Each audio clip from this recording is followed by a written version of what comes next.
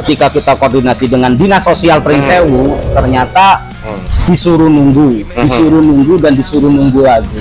Itu persoalannya, Mas. Jadi kan mereka sudah survei, sudah verifikasi data, dan itu layak untuk dibantu.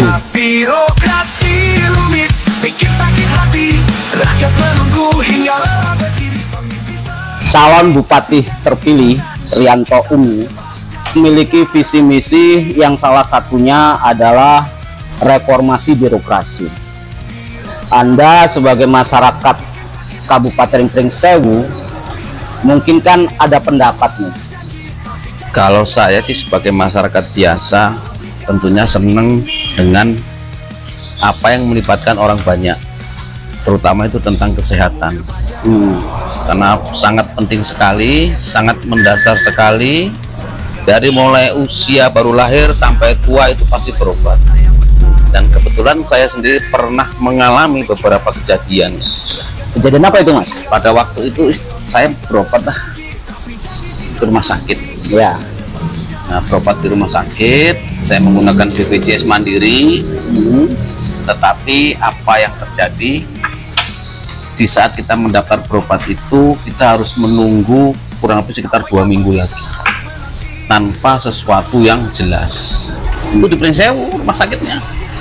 Maksudnya gimana itu? Besar.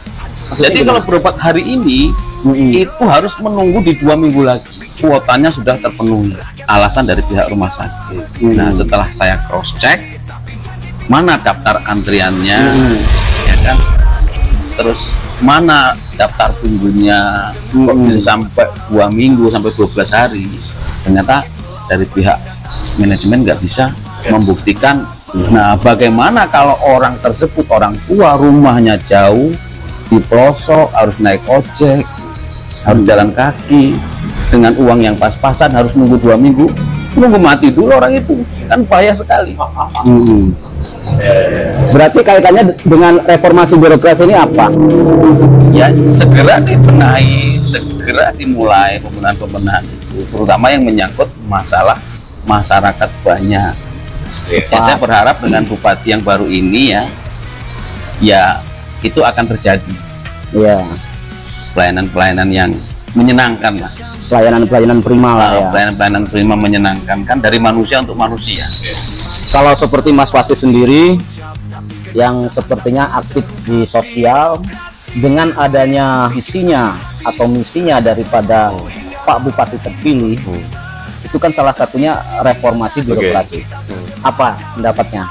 Ya, kita sinyal itu harus kita tangkap. Lah, pemegang kebijakan itu sendiri kuncinya kan kedudukan tertinggi itu bupati ya nanti. Lah, sinyal bahwa reformasi birokrasi harus berjalan ini ditangkap loh. Nah, kita sudah melihat realitas yang memang kontraproduktif loh. Sekarang tanpa menyebut, apa Anda berani menyebut salah satu institusi yang sampean perhatikan itu siapa? Misalkan sebut satu, saya berani. Begini Mas, seperti kemarin kita urus tetangga kita ya, terkait dengan bantuan sosial. Itu sudah 2 minggu lebih hanya dikasih janji terus. Hingga saat ini belum terrealisasi janji itu. Saya sedikit mendengar cerita itu ya. Saya sedikit mendengar cerita, coba telusuri. Mereka terkendala soal regulasi. Oke, kita maklumi. Tapi saya berdiri dari satu sisi kemanusiaan ya. Kenapa nggak bisa mengambil kebijakan di saat memang itu sangat urgen gitu. Oke, mereka berdiri di satu sisi aturan. Tapi keluarga pasien yang dalam keadaan kritis dan membutuhkan dengan segera itu, dari sisi kemanusiaannya dong, mereka berpikir loh. Itu persoalannya, Mas. Jadi kan mereka sudah survei, sudah verifikasi data, dan itu layak untuk dibantu. Yang katanya juga ketika kita koordinasi dengan Dinas Sosial Pringsewu, ternyata disuruh nunggu dan disuruh nunggu lagi tanpa alasan yang jelas. Kalau kembali kepada situasional bahwa keluarga pasien saat ini bahkan dalam hitungan berapa sudah 2 minggu menunggu. Kenapa tidak bisa mengambil kebijakan dengan melihat keluarga pasien itu memang sangat urgen gitu loh, bahwa ada sebuah kasus yang dengan penanganannya itu harus segera. dalam 2 minggu itu tuh fatal. Maka menurut saya sangat pas ketika Pak Cabup ini memberikan informasi ke kita ya, bahwa nanti ada reformasi birokrasi. Karena saya lihat memang birokrasi di pemerintah daerah ini luar biasa. Luar biasanya apa?